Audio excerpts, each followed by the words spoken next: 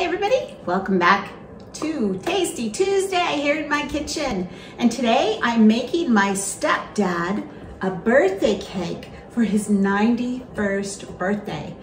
And I'm making a cake called Torte de Santiago from Spain.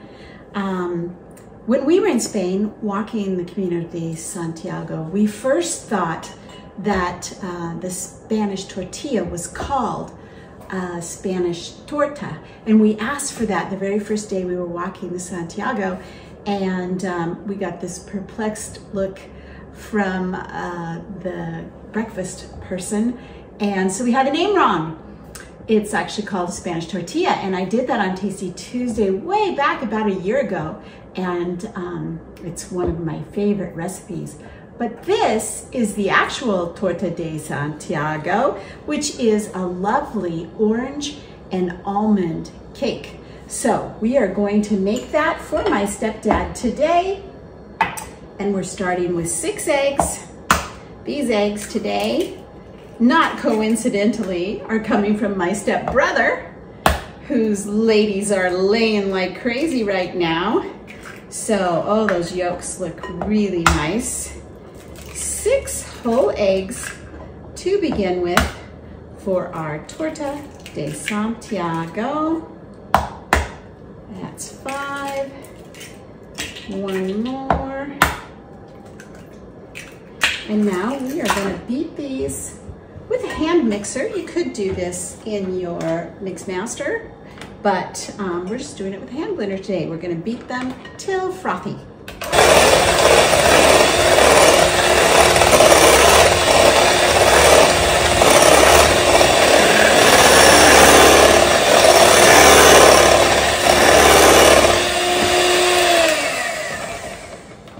There's our beautiful eggs from my stepbrother. The color is just amazing. And now on a low speed on the hand mixer, I'm going to slowly add 1½ cups of granulated sugar.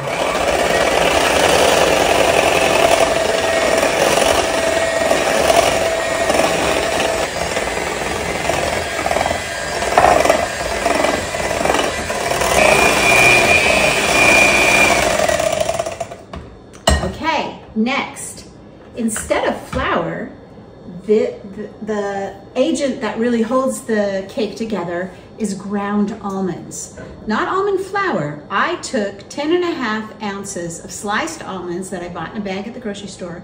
I ground them myself in my coffee grinder, and which I don't use for coffee. But we're going to slowly add that in, and I'm only going to put about half. I might end up not using the handheld mixer for all of this. We'll see.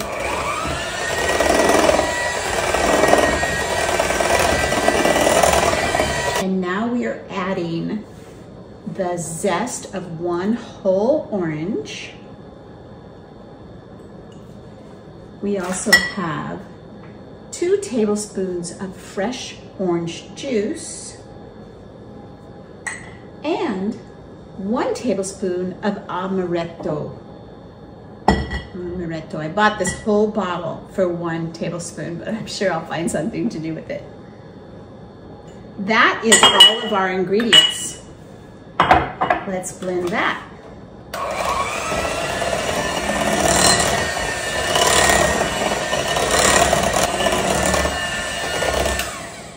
That smells so wonderful.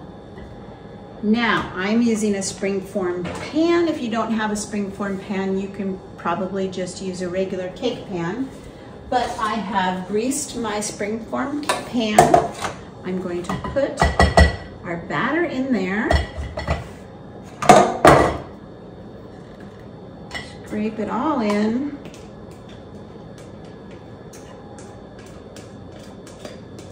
This is going to go into the oven, which I have preheated at 350 for about an hour. But you want to watch it, maybe turn it as well so that it's cooking on both sides. And it might get a little brown on the edges as you're trying to get the middle cooked all the way. but just keep your eye on it. So I'll be back and show you what it looks like when it comes out of the oven. So here is our beautiful Torte de Santiago cake. Almonds and oranges, and oh, it smells just beautiful. I had it in the oven at 350 for exactly an hour. I turned it at 30 minutes. I kind of wish I'd taken it out maybe 5 minutes before.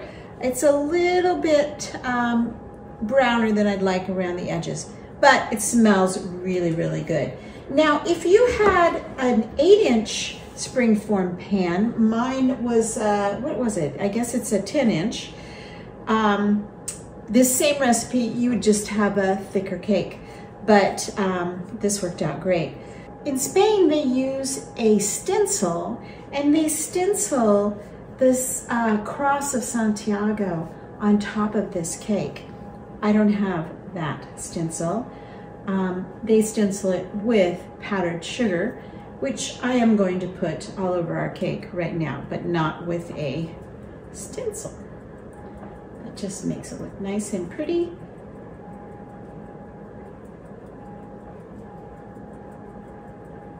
Very pretty. And I also have a few sliced almonds. Now, I'm not gonna cut this for you because this is for my stepdad's birthday tomorrow, but I've got no doubt that it's gonna be absolutely delicious.